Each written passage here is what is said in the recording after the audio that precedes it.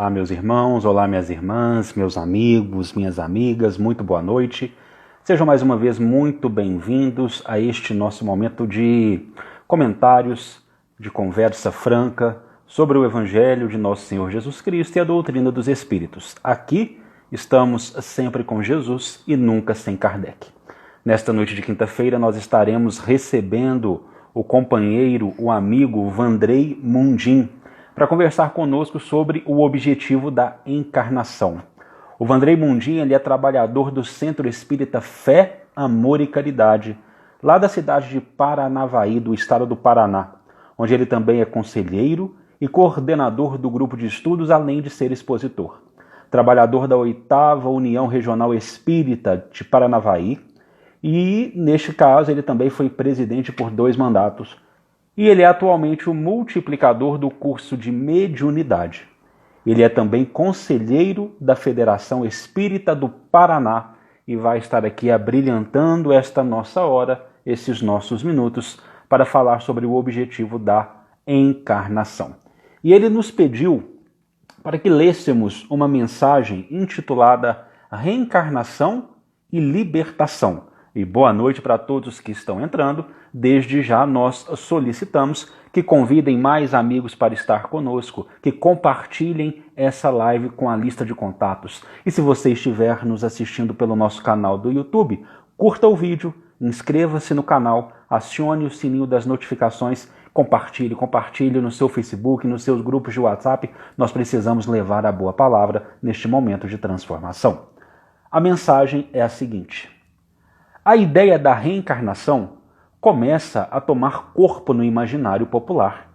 Embora nem sempre de forma muito própria, as pessoas falam e raciocinam sobre ela. São comuns os comentários de projetos para futuras existências. Também se questiona a respeito do que já se viveu e dos reflexos dos atos do pretérito na vida atual. Tem-se especial fascínio pelo tema do reencontro de almas. O Espiritismo fornece um roteiro de raciocínio lógico e claro para todas essas questões. Quando devidamente estudado, ele auxilia a perder ilusões e a encarar a realidade com coragem e otimismo. Na concepção espírita, a reencarnação insere-se no âmbito das leis divinas. Pouco importa gostar-se ou não dela. Trata-se de uma realidade que não pode ser burlada. A semelhança da lei de gravitação universal, ela espraia os seus efeitos de forma obrigatória. Nenhum ser humano logra levitar apenas por espírito de rebeldia à lei de gravitação. Da mesma forma, espírito algum deixa de evoluir mediante infinitas encarnações. Tentar escapar disso é como se dedicar a impedir o amanhecer, algo simplesmente impossível. As reencarnações se sucedem enquanto forem necessárias ao aprimoramento do espírito. A vida espírita e a vida física comporta muito de dores e decepções. É impossível fazer projetos de perene felicidade em um corpo fatalmente destinado à destruição. Essa peculiaridade chama a atenção dos homens para o que realmente interessa. Eles devem perceber que sua passagem pela Terra é transitória. O planeta Terra, em termos de universo, é pouco mais do que o jardim de infância. Educandários mais sofisticados aguardam os que aprendem as lições iniciais. Para que o espírito não se acomode no princípio das lições, ele é sempre instigado a prosseguir. Por muitos séculos, a sensibilidade evolui com vagar. Mas chega um momento em que o espetáculo da violência e da crueldade já produz excessivo impacto no mundo íntimo da criatura. As notícias sobre corrupção causam grande tristeza. A exploração do sexo em comerciais e filmes enseja constrangimento. Se você sente apenas enfado com o que segue encantando as massas, eis um excelente sinal. Ele certamente significa que sua sensibilidade foi trabalhada o suficiente no curso dos séculos. Você já não mais consegue ter paz, enquanto à sua volta campeiam tragédias e crimes. À semelhança de um fruto maduro, seu processo evolutivo sazonou. Felicite-se por isso e tome as providências necessárias à sua definitiva libertação dos círculos inferiores da vida. Tenha em mente que o egoísmo é o vício que mais fortemente ata o espírito à matéria. Para vencê-lo, esforce-se em agir desinteressadamente. Incorpore em sua vida o hábito de fazer o bem sem se preocupar em auferir quaisquer vantagens. Aprenda a sacrificar os seus interesses à justiça. Encontre alegria em servir, em auxiliar e em compreender. Quando surgir alguma dúvida sobre o comportamento correto, recorde as palavras sublimes de Jesus. E sempre trate o próximo como você gostaria de ser tratado se estivesse no lugar dele. Em suma, aproveite ao máximo a sua presente encarnação. Ela é o seu passaporte para a libertação e a felicidade. Este texto é da equipe de redação do Momento Espírita. Nós vamos agora enviar o convite ao querido amigo Vandrei Mundim, e assim que ele aceitar, ele estará guiando os nossos corações pela noite de hoje. Muito boa noite, meu amigo. Boa noite, meu amigo. Boa noite, Uriel. Tudo bem? Amém, tudo bem, graças a Deus. Tudo bem, graças a Deus. Obrigado por aceitar o nosso convite. E fique à vontade. Tá ok. Bom, uma boa noite a todos, aos seguidores, né, do canal, do perfil Espiritismo 24 Horas.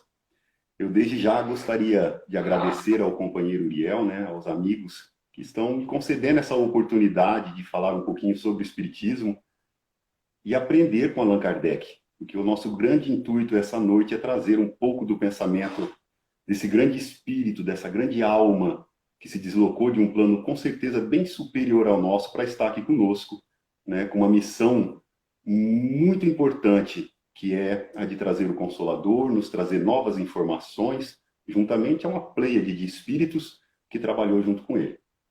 Bom, nessa noite nós gostaríamos de conversar, como já divulgado, a respeito do objetivo da encarnação. Eu, há algum tempo, comecei a empreender um estudo a respeito dessa questão dos objetivos da minha vida. E comecei a entender que quanto maior a nossa clareza a respeito dos nossos objetivos, sejam eles materiais, sejam eles espirituais, maiores são as nossas chances de atingi-los. As chances, elas aumentam porque a partir do momento que eu tenho uma clareza absoluta de onde eu desejo chegar, naturalmente eu começo a administrar melhor o meu livre-arbítrio. Eu passo a fazer um melhor uso do meu livre-arbítrio, desse poder que eu tenho de fazer escolhas. Então, naturalmente, eu vou escolher as melhores coisas, as melhores ações para conseguir atingir aquele objetivo. A partir desse momento, eu comecei a compreender que entender, então, o pensamento que Allan Kardec nos traz no Espiritismo a respeito da encarnação, por que nós estamos aqui na Terra? Para mim, começou a trazer uma imensidão de informações que me ajudaram, de alguma forma, a compreender melhor que passos eu deveria delinear para conseguir atingir o objetivo que os espíritos vão propor. Ok? Então, não é uma proposta minha, é uma proposta de Allan Kardec, é uma proposta dos espíritos. Tá? Basicamente, e gostaria de deixar para todos aqueles que estão nos ouvindo, nós vamos trabalhar a questão 132 de O Livro dos Espíritos, aonde Allan Kardec, em um determinado momento, ele vai indagar aos imortais. Qual o objetivo da encarnação dos espíritos? Ou seja, por que eu, que sou espírito, já me compreendo enquanto espírito, tenho que me deslocar de uma esfera espiritual, de um plano diferente, adentrar um plano material, sendo que esse plano material nos traz, de certa forma, muitos desafios, muitas dificuldades, nos traz um certo sofrimento, né? Então, por que eu tenho que sair de lá? Por que eu não posso vivenciar essas experiências lá no mundo espiritual? Enfim, por que eu vim aqui para a Terra? O que eu estou fazendo aqui na Terra? Né? Na maior parte do tempo, nós não nos preocupamos em nos questionar, em levantar essas indagações e buscar no nosso mundo íntimo e nesses grandes pensadores como Allan Kardec a resposta. Nós vivemos no nosso cotidiano trabalhando, estudando, vivendo em família, numa sociedade maior, mas não entendemos por que de toda essa dinâmica. Por que eu vivencio isso? Nós vivemos de um lado para o outro e às vezes não entendemos nem o sentido das relações humanas que nós temos aqui na Terra. Que essas relações que nós possuímos aqui é o que vai nos levar a esse grande objetivo que nós vamos ver logo na sequência, na resposta dos imortais. Então a pergunta de Allan Kardec, ela é muito importante. Ele já tinha, com certeza, essa compreensão, mas ele queria ouvir dos imortais, ele queria trazer algo e deixar algo para nós que estaríamos nos debruçando em cima dessa ciência de consequências filosóficas e religiosas, um conteúdo que facilitasse essa compreensão. Tá? Então, o que nós vamos fazer? Como eu já disse, o Espiritismo ele é uma ciência de consequências filosóficas e também religiosas. Allan Kardec, os espíritos, eles vão deixar para nós todo um manancial de informações, um corpo científico, teórico, para que a gente possa compreender. E toda ciência, quando nós queremos compreender melhor ela, nós devemos nos debruçar em cima desse corpo teórico. Não adianta eu tentar, de alguma forma, compreender o Espiritismo não estudando esse corpo teórico, ou pegando determinadas obras que explicam pequenos pedaços daquilo que é o Espiritismo, mas não trazem o corpo teórico como um todo. Eu não vou conseguir compreender o Espiritismo estudando somente o Livro dos Espíritos. Eu não vou ser um profundo conhecedor estudando somente o Livro dos Espíritos. Esse é o princípio, né, de uma caminhada para aquele que deseja mergulhar realmente nessa ciência e compreender-a como um todo. Então nós vamos, ao longo dessa nossa fala, trazer a resposta. A resposta ela é curta, mas nós não teremos tempo de estudá-la por completo, ok? Infelizmente, o tempo não nos vai permitir estudá-la por completo, mas nós vamos trazer o ponto mais interessante, que é o que nós mais precisamos, pois que somos espíritos inferiores. Então eu vou me focar nos pontos que importam mais, que vão nos ajudar a perceber determinados degraus que nós devemos subir para chegarmos ao nosso objetivo, ao objetivo que os espíritos propõem. Então, eu vou buscar todo esse conteúdo nas obras da codificação. Eu vou explicar as principais palavras das respostas dos imortais com um pensamento que nós vamos encontrar na própria codificação. Às vezes, nós lemos determinadas palavras nas respostas que temos no Livro dos Espíritos e começamos a fazer interpretações com base no conhecimento que nós temos a respeito da doutrina espírita, ou que nós temos a respeito do mundo, mas nós não nos perguntamos realmente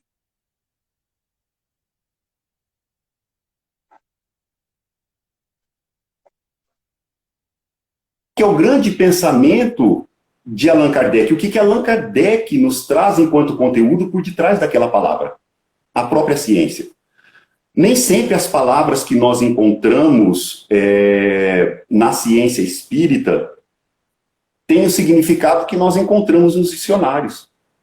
Toda ciência, às vezes, ela ressignifica determinadas palavras. Ela vai trazer novos entendimentos através daquela palavra. Então, ler toda a codificação, esses significados é de fundamental importância. E nós vamos demonstrar isso, ok? Então, quando Allan Kardec indaga lá qual é o objetivo da encarnação dos espíritos, nós vamos encontrar a seguinte resposta. Deus lhes impõe a encarnação com o fim de fazê-los chegar à perfeição. Essa é a primeira parte da resposta. E nós vamos já abrir aqui uma pausa e vamos tentar entender essa primeira parte da resposta que os imortais trazem. Deus lhes impõe a encarnação. Veja, a encarnação é uma imposição. Ela não é uma questão de que nós podemos abrir mão e falar assim, não, eu não vou reencarnar enquanto espírito imperfeito. Nós temos a necessidade da reencarnação. Faz parte desse nosso processo evolutivo, então nós vamos reencarnar. Nós vamos, querendo ou não querendo, em determinados momentos, se eu não fizer a escolha, a própria lei vai me impulsionar a reencarnação, ok? É uma imposição. Agora, ele vai dizer ali, de certa forma, já o nosso objetivo da encarnação, ou da reencarnação, porque já reencarnamos muitas vezes. Ele vai dizer que nós reencarnamos para tentar chegar à perfeição. Então, o nosso objetivo qual que é? Chegar à perfeição. Ponto. Nós poderíamos parar para cá, por aqui mesmo, a nossa palestra, já entendemos o objetivo, né? Chegar à perfeição. Mas aí eu pergunto para vocês, que perfeição? Vejam, qual que é a perfeição? Numa simples leitura desta resposta, parece ser muito simples de compreender. É para chegar à perfeição. Mas que perfeição? Existe algo muito mais profundo através dessa palavra que numa simples lida nós não alcançamos. Nós temos que entender dentro do corpo teórico da ciência espírita o que Allan Kardec e os imortais querem dizer com essa perfeição. Alguns vão dizer assim, a perfeição é a perfeição de Jesus. Eu torno a perguntar, qual que é a perfeição de Jesus? Nós também não sabemos. Veja, porque nós estamos muito distantes, enquanto evolução, desse grau de perfeição que Jesus, nós não conseguimos compreender ele. Então é natural que Allan Kardec, com toda a sua sabedoria, ele teria que deixar um conteúdo em algum lugar que explicasse o que é essa perfeição. Então, nós tivemos que nos debruçar em cima de todas as obras. Vejam, essa é uma pergunta do Livro dos Espíritos. Nós tivemos que, ao longo dos nossos estudos, tentar encontrar qual era o entendimento dos Espíritos e de Allan Kardec dessa palavra. Então, nós encontramos lá na obra O Evangelho segundo o Espiritismo a explicação. Tá? Ele vai dizer o seguinte, em um determinado trecho do Evangelho segundo o Espiritismo, que fica lá no capítulo 17, no item Sede Perfeitos. Né? Olha, né, trata sobre a perfeição, né, caracteres da perfeição. Ele vai dizer, Allan Kardec vai nos trazer o seguinte pensamento: pois que Deus possui a perfeição infinita em todas as coisas. Esta a proposição. Sede perfeitos, como perfeito é o vosso Pai Celestial. Nossa, aqui agora complicou tudo, né? Se eu não consigo compreender a perfeição de Jesus, como eu vou compreender a perfeição de Deus, né, do nosso Pai Celestial? Algo que, pelo menos na minha opinião, nós ainda estamos bem distantes de compreender essa essência de Deus, né? O que seria realmente Deus. Jesus já compreende, nós ainda estamos bem distantes, né? Nós entendemos mais ou menos os seus atributos, né? Mas não conseguimos distinguir ainda em pensamento, em intelecto, o que seria essa perfeição. Bom, mas está lá, sede perfeitos, como perfeito é o vosso Pai Celestial. Isso é uma fala de Jesus. Jesus vai dizer, né, que nós teremos condições de ser perfeitos. Mas se nós tomarmos isso ao pé da letra e entendermos que nós vamos ser perfeitos como é Deus, significa que nós vamos nos igualar a Ele. Então, naturalmente, nós seremos também Deus. Então, já começamos a entender que os espíritos eles não estão falando dessa perfeição, né? Eles estão querendo nos convidar a uma perfeição relativa, né? Muito próxima dessa perfeição, mas no que tange as questões morais, né? Que Deus deseja que todos nós alcancemos. Então, já ficou claro aqui que a perfeição que Jesus nos convida é uma perfeição relativa, não podemos tomar isso ao pé da letra. Mas ainda não ficou claro para nós, porque nós falamos lá no início de que entender com clareza o nosso objetivo facilitaria ou nos ajudaria a fazer um bom uso, né, do nosso livre-arbítrio, para fazermos melhores escolhas. Mas ainda não ficou claro que perfeição é essa. Tá? Vejam, Jesus, à época, ele não teria como explicar detalhadamente o que seria essa perfeição ao seu tempo, porque os homens daquela época não compreenderiam, não tinham, né, um progresso intelectual suficiente para compreender esses detalhes que hoje a doutrina espírita nos traz.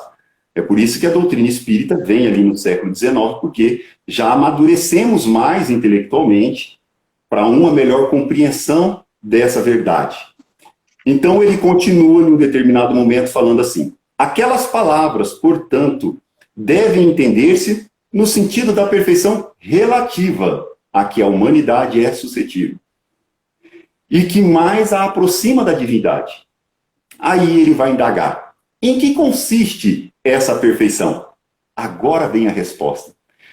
Jesus o diz, ele vai usar uma fala de Jesus, em amarmos os nossos inimigos, em fazermos o bem aos que nos odeiam, em orarmos pelos que nos perseguem.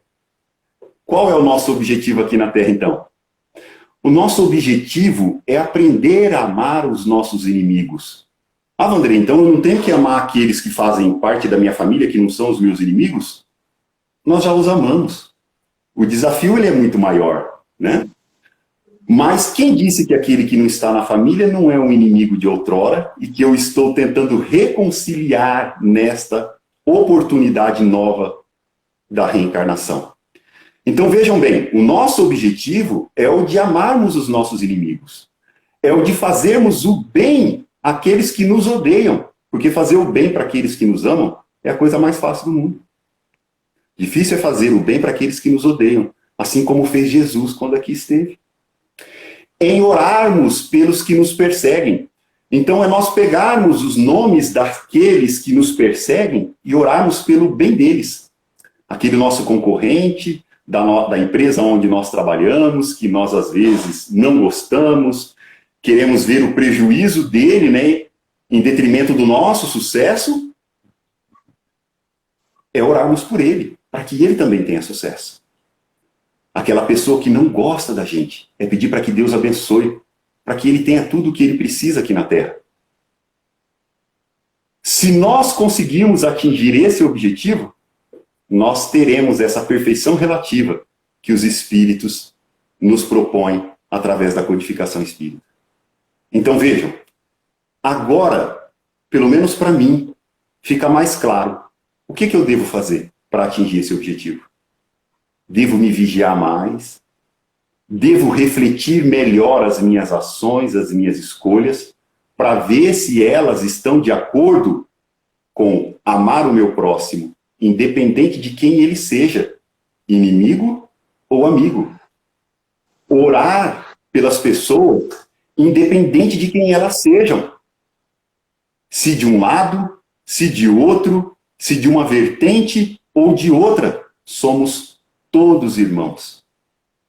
Na atualidade, nós visualizamos as pessoas pregando cada vez mais a separação, a divisão, enquanto o que Deus espera de nós, para atingirmos a perfeição, é a união. É aprendermos a respeitar o direito que o outro tem de pensar diferente do que eu penso.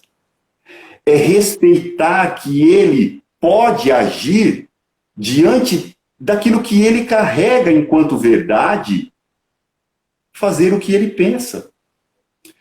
Pois que nenhum de nós temos a verdade absoluta. Verdade absoluta só o tem Jesus. Nós não temos.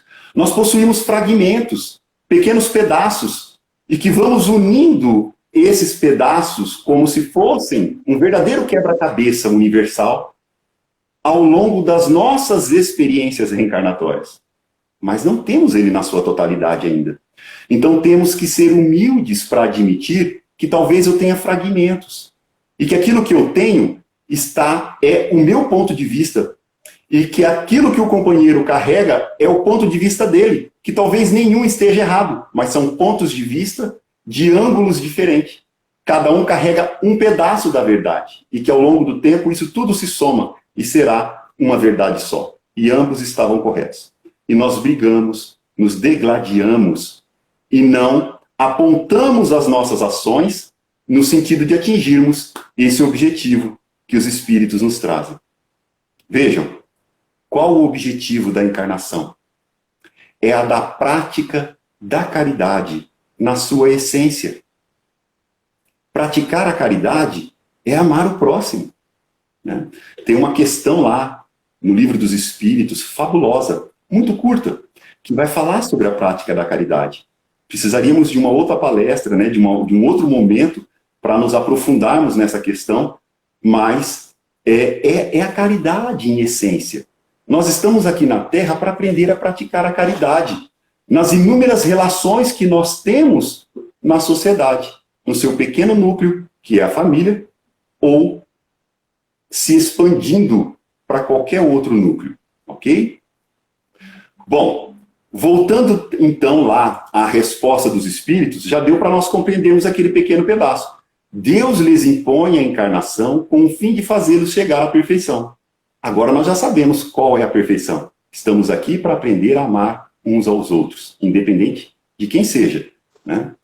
O próximo, independente, amigo ou inimigo. E eles continuam. Para uns é expiação, para outros missão.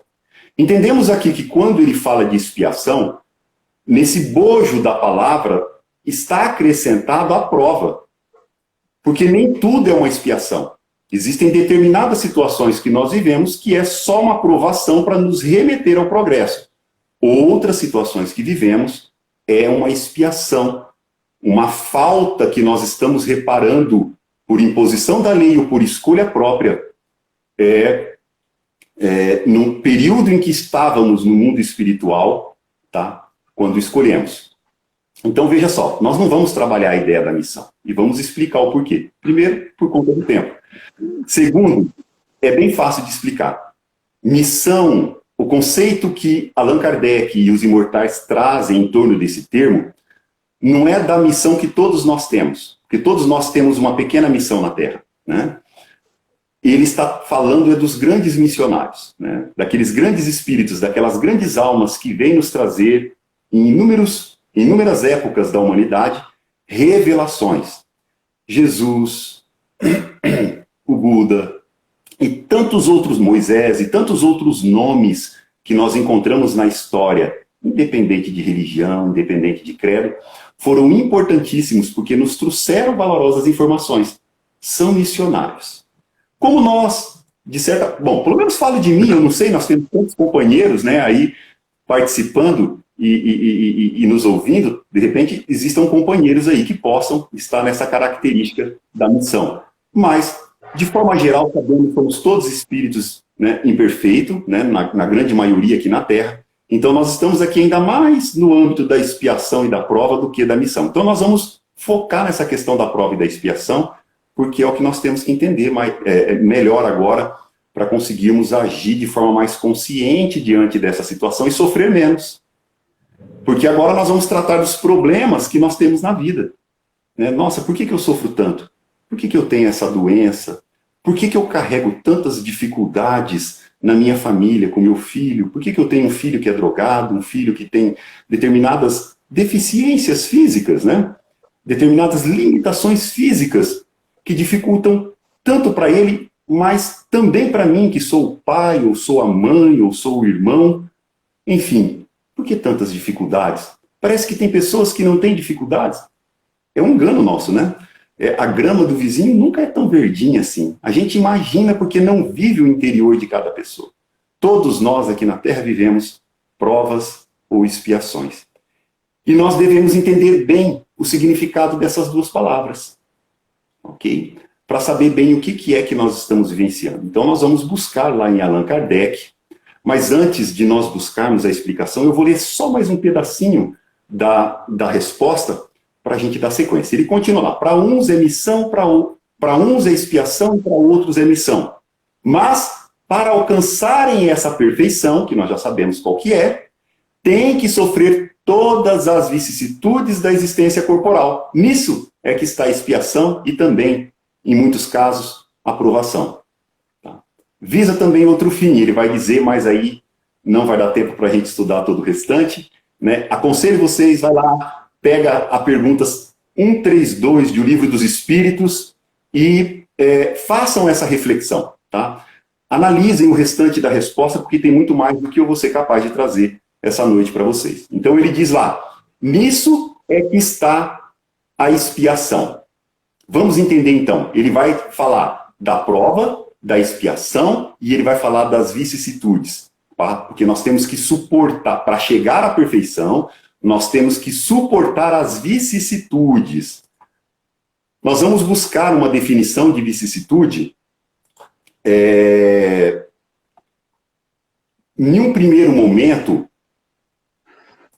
em um dicionário. Não vamos trazer ali o pensamento da própria codificação. Só para dar uma clareza da palavra e depois nós vamos nos aprofundar na codificação.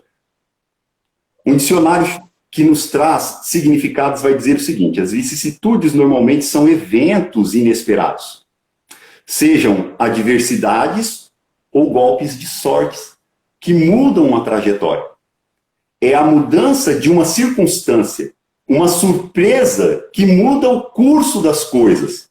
Pode ser favorável ou não favorável, pois o termo por si só não designa significado pejorativo ou de elogio ao objeto da vicissitude. Então vejam só, é um fato favorável ou desfavorável na vida e que muda o rumo das coisas. Então é mais ou menos assim, num sentido ruim do nosso ponto de vista enquanto espíritos inferiores. Uma doença, porque a gente enxerga as doenças no primeiro momento como algo ruim, né? Ah, eu estou doente, né? Isso é terrível. Parece que é tudo de ruim a doença, mas não paramos para refletir qual é o benefício que nós temos a partir de uma doença, do ponto de vista espiritual. Então, isso, do nosso ponto de vista, parece ser algo desfavorável, enquanto existem outras coisas que, do nosso ponto de vista, é muito favorável e que pode ser desfavorável do ponto de vista espiritual. Por exemplo, ganhar numa loteria. Nossa Senhora, ganhei na loteria, isso é muito favorável. Muda o rumo das coisas. Parece ser favorável, mas vai depender de como eu vou administrar esses recursos, que pode me levar à ruína espiritual. Ambos, a doença ou a riqueza, a pobreza ou a fortuna, são provas. São provas, ou, em alguns casos, dependendo, a expiação. Ambas têm as suas dificuldades do ponto de vista espiritual. Nós temos que olhar do mais alto. Não dá para ficar olhando só de baixo, né? O rico também sofre uma provação. E Jesus vai dizer lá que é mais fácil que um camelo passe pelo buraco de uma agulha do que o rico entrar no reino dos céus. Muito cuidado na interpretação literal dessa fala de Jesus. Porque camelo, né, na língua natural, o hebraico, nós vamos entender que era um cabo, uma linha.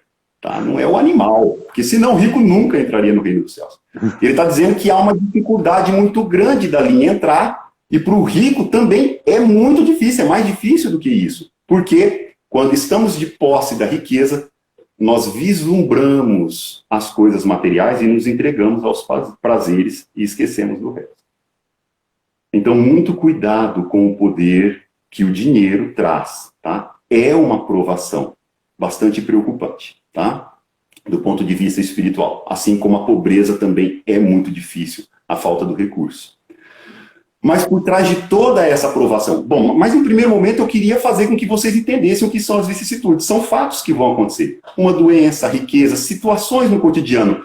Uma discussão com a esposa, com o namorado, com a namorada, enfim. São fatos que acontecem e que mudam, de certa forma, o rumo das coisas. Eu esperava chegar em casa e ter uma noite de descanso. Chego lá e encontro, de repente, o meu esposo ou minha esposa estressado com uma coisa que acaba gritando comigo que já muda o rumo das coisas. Talvez Deus esteja me submetendo a uma provação para que me teste a paciência, para ver como eu vou lidar com aquela situação. Se eu vencer aquela situação, se eu agir com paciência, eu estou agindo com caridade para com a minha esposa, o meu esposo, naturalmente, eu estou caminhando em direção ao meu objetivo, porque eu estou amando. Lembra do que nós falamos do nosso objetivo? Se me ocorre um fato desfavorável do nosso ponto de vista, que é a doença, por exemplo, um câncer, vamos dizer assim, agora, né, o Covid, né, se aquela doença começa a fazer parte da minha existência, da minha reencarnação, Eu estou sendo convidado a viver um momento de provação. Se eu reclamar, significa que eu não estou vivendo aquele momento com resignação, porque há justiça naquilo lá. A doença que eu estou recebendo, ela não é injusta. Se eu entender que ela é injusta, significa que Deus está me dando algo que eu não mereço. E Deus é infinito amor e infinita justiça, vai nos explicar os imortais. Então eu não posso entender aquilo como um ato injusto da divindade das leis. É claro que aquela aprovação é importante para o meu progresso espiritual. Tem algo que eu tenho que entender. Mas quando a gente está doente, a gente não pergunta, né, por que a gente está doente. A gente só reclama. Talvez nós deveríamos nos perguntar assim, o que será que Deus espera de mim com esse momento de doença? É olhar para Deus e perguntar, Pai, o que tu queres de mim? O que eu tenho que aprender?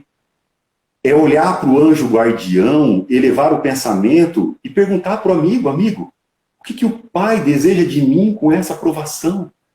O que eu tenho que aprender com isso? Como eu devo me comportar diante desta aprovação? Me ajude, porque eu sei que será difícil, porque se é uma prova, é algo que talvez eu ainda não tenha superado.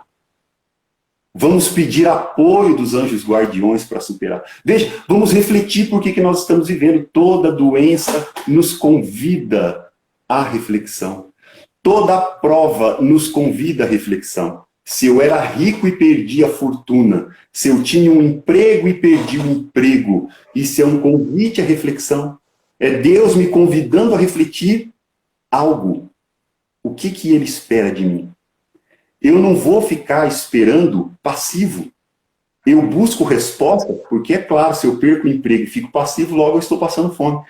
Eu tenho que agir, eu tenho que ser proativo. Mas eu tenho que refletir o que Deus espera com tudo aquilo. Qual aprendizado eu posso extrair do momento de crise, do momento de provação?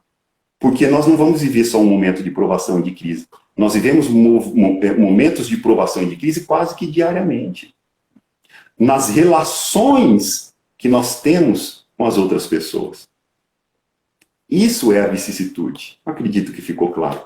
Agora vamos entender a palavra provação, pois que é o que Allan Kardec, né? Vamos ver o que ele nos traz através da provação e vamos nos aprofundar um pouco. Ele vai dizer que prova é uma vicissitude. Já falamos, já deixamos isso claro, né? Pelas quais os espíritos se depuram. Toda prova ou toda expiação é uma oportunidade de progredir, é uma oportunidade de desenvolver virtudes. Lembra o que eu falei? Se eu chego em casa e encontro de repente o meu cônjuge irritado, grita comigo, né? Se eu conseguir agir com paciência e resolver a situação da melhor forma possível, significa que eu estou desenvolvendo virtudes.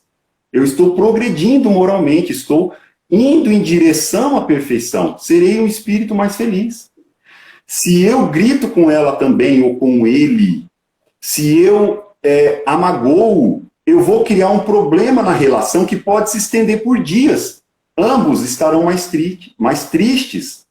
Ambos sofrerão com a situação por mais dias.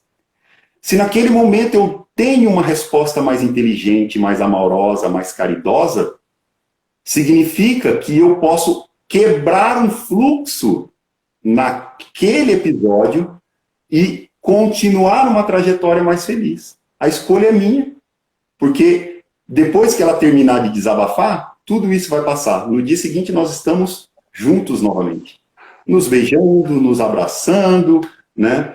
Nos relacionando com carinho, ao invés de estarmos de mal, como dizem as crianças, né? Pelo menos o meu tempo era assim, né? Tô de mal de você.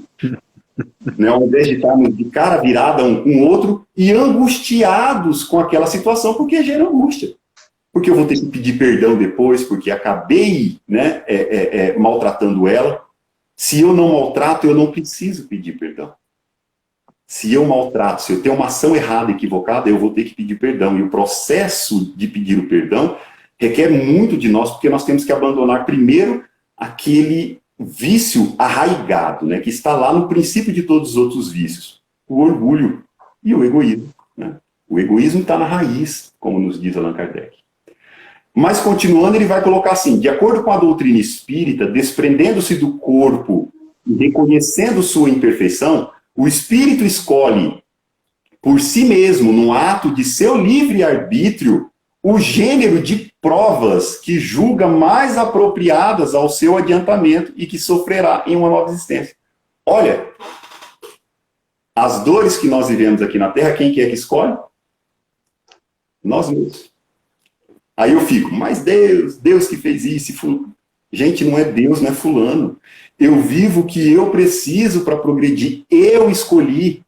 É que quando nós reencarnamos, por estarmos acometidos a uma cegueira temporária, por não nos recordarmos daquilo que fomos em reencarnações anteriores, então nós não sabemos as barbaridades que nós praticamos.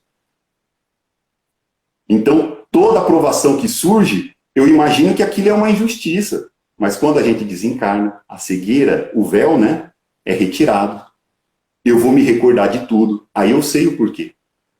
Por que eu escolhi aquilo? Aí eu vou lembrar. Se eu superei, serei um espírito de mente tranquila, serena. Se eu não superei e abandonei a prova, né, o aguilhão vai me ferir a consciência, vai me cobrar. Não é Deus, gente, que vai vir ali pessoalmente me cobrar a situação. Né? Não tem o demônio que vai me cobrar os erros que eu cometi. É a minha própria consciência que vai me ferir, mostrando, olha, eu escolhi aquela prova. Eu pedi a prova e eu não venci. Então, sabe aquele filho mais difícil, aquele filho mais drogado, sabe aquele esposo ou aquela esposa mais difícil, que a gente às vezes tem dificuldades de lidar e de compreender? Sabe aquela sogra, aquele sogro, aquele pai, aquela mãe, aquele parente, aquele patrão, aquele amigo de trabalho mais complicado que nós temos na vida? O gênero da aprovação fomos nós que escolhemos. Então não adianta a gente falar, eu não pedi para reencarnar nessa família. Pediu sim, porque eu pedi determinados gêneros de aprovação e claro que as leis elegeram aquela família porque ela me concederia aquilo que eu necessito para realizar o progresso necessário, para chegar à perfeição. Para poder trabalhar aqueles itens que nos levam à perfeição. Amar o inimigo, orar pelos que nós odiamos e assim por diante, como nós falamos lá no princípio. Eles têm que nos testar. Então nós temos que dar graças a Deus pelo fato de eles nos testarem. Porque se eles não nos testassem, nós não teríamos condições de nos conhecer. E não nos conhecendo, naturalmente eu não sei o que precisa ser melhorado. Então, essas são as provas, meus irmãos. A expiação, vai nos dizer Allan Kardec, um tanto diferente da prova, porque a prova ela é no sentido daquilo que eu não estou expiando uma falta. Não é porque eu cometi um erro, mas é porque eu preciso vivenciar aquilo para ser impulsionado ao progresso. Né? Eu tenho que aprender o que é, eu tenho que aprender a fazer o cálculo de 2 mais 2 para saber a resposta correta. Né? Nós temos que aprender a matemática. Então Deus vai colocar situações no nosso caminho, porque nós escolhemos o gênero de prova para que a gente saiba o resultado das coisas e consiga progredir intelectualmente e moralmente. São as duas vertentes, tá? Intelecto e moral. E sempre o intelecto primeiro, impulsionando o moral depois, tá? É o que vai nos dizer os espíritos. Toda expiação ela é uma prova, mas nem toda prova é expiação, porque a expiação, ela subentende-se que é eu estar reparando um mal que eu fiz. Tá? Toda expiação ela é naturalmente uma prova, porque se eu estou reparando, de certa forma eu também estou sendo provado, né? Mas nem sempre aquela prova é porque eu cometi um erro. É porque simplesmente as leis estão querendo me impulsionar ao progresso, ok? Não é porque houve um erro, tá? Mas é porque eles estão querendo me impulsionar. Então nós vamos viver determinados momentos que é expiação. Não dá para a gente saber quando é expiação, quando é prova. Não dá. Tem pessoas que falam assim, tem um câncer, é expiação. Nem sempre. Talvez o espírito escolheu o câncer como um gênero de prova, só para ver se ele suportava com resignação. Só Deus o sabe. Nós não temos condição de julgar, ok? Então nós temos que realmente entender que pouco importa a palavra, tá? Nós temos que entender que toda situação, toda vicissitude, ela requer a nossa atenção. E nós questionarmos o que Deus espera de nós. Allan Kardec também vai dizer que enquanto espíritos desencarnados, nós também é que escolhemos o gênero de expiação. Está lá na codificação, no vocabulário espírita, na obra Instruções Práticas sobre as Manifestações Espíritas. Um pequeno dicionário que Allan Kardec montou na primeira edição de O Livro dos Médiuns, né, que nós encontramos esse pequeno dicionário. Allan Kardec ainda vai dizer em determinado momento que vai produzir uma obra maior, por isso que ele retira, né, da segunda edição de O Livro dos Médiuns, mas acreditamos que ele não deve ter tido tempo, tinha outras coisas maiores para fazer, não teve tempo. Mas todas essas explicações, apesar de eu ter retirado desse pequeno vocabulário, nós vamos encontrar nas obras da codificação, tá? Então ele vai dizer que nós também escolhemos o gênero de expiação. Às vezes não é nem a lei impondo, mas é óbvio, se eu tenho determinadas coisas para reparar e vou adiando sempre, nunca escolho, é claro que em determinados momentos Deus vai agir, as leis vão agir e vão me impor aquele gênero de expiação para que eu continue progredindo. Porque eu posso também escolher estacionar no progresso. Então as leis vão fazer o quê? Parou, vamos movimentar ele. Manda uma dor, manda uma vicissitude, faz ele se mexer de novo. Se a gente não quer a dor, se a gente não quer o sofrimento, é só a gente continuar numa constante do progresso intelecto-moral, que as provações sempre serão mais leves. Porque nós resolveremos as situações com maior facilidade, com maior tranquilidade. Porque teremos conhecimento para lidar com aquilo lá. Então, meus irmãos, existe muito mais que eu queria trazer para vocês, tá? Allan Kardec tem muito mais para explicar sobre isso, mas em resumo nós temos esse objetivo, né, que é chegar à perfeição, e para chegar à perfeição nós temos que aprender a amar ao próximo, né, seja ele quem for, o nosso inimigo ou amigo. Nós temos que nos esforçar nesse movimento constante de prática da caridade. É isso que nos levará à tão sonhada felicidade, que é a felicidade que Jesus já tem. Que mesmo reencarnando em um mundo de provas e expiações, não alterou em um único segundo o seu interior, a sua condição de alegria, pois que já era um espírito perfeito. É inconcebível imaginar Jesus submetido a emoções do homem imperfeito, do homem terreno. Tanto que nós vemos o que ele viveu e a serenidade dele a todo momento, né? Demonstrando e pedindo ao Pai que nos perdoasse. Olha a tranquilidade do Cristo. Ninguém conseguiria sobreviver ao martírio que ele sobreviveu, né? No final da sua existência. Ali, logo no açoite que ele teve, nós já desencarnaríamos. Mas Jesus tem uma força interior que levou ele muito mais além para deixar muito mais exemplos, inclusive para os seus apóstolos, né, ao longo daquela trajetória até a cruz. E também para deixar história, para que a gente compreendesse que mesmo no momento de sofrimento e de dor, nós temos condição de amar. Que é isso que nós temos que aprender. Então, vamos começar a vislumbrar esse nosso grande objetivo do Espírito Perfeito, vamos começar a alinhar as nossas ações com esse grande objetivo, para juntos, enquanto humanidade, chegarmos lá, né, ao ponto dos espíritos perfeitos, e em um diálogo entre amigos, reconhecermos que valeu a pena toda essa dor, todo esse sofrimento, todos esses momentos difíceis que vivemos aqui na Terra, porque progredimos e lá viveremos outras oportunidades, não só de continuar progredindo, mas de ajudar principalmente aqueles que ficaram abaixo de nós nessa escada evolutiva. Meus irmãos, muito obrigado pela oportunidade de coração, Uriel. Desejo a todos vocês uma ótima noite e, quem sabe, um dia estaremos juntos novamente. Muita paz a todos. Muito obrigado. Amém, meu irmão. Muito obrigado. Eu vou reativar os comentários aqui. Olha, eu agradeço muito a você a oportunidade que você nos trouxe de conhecer mais sobre, igual nós falamos aqui, é sempre com Jesus e nunca sem Kardec. Nós realmente não podemos sair da codificação, sair do que os espíritos nos trouxeram, porque é a nossa bússola, é o nosso norte para a evolução. Eu agradeço o Sebastião, que nos apresentou, fico profundamente satisfeito dele ter auxiliado sobremaneira e proporcionado essa noite maravilhosa de conhecimentos riquíssimos, e tenho certeza que todos nós saímos aqui um pouco mais com a noção do objetivo da encarnação e, além disso, o que fazer para cumprir esses objetivos. Por favor, meu irmão, deixe uma mensagem final aos amigos que nos acompanharam. Gente, parece ser difícil promover essa mudança interior, mas os espíritos vão dizer, são pequenos movimentos.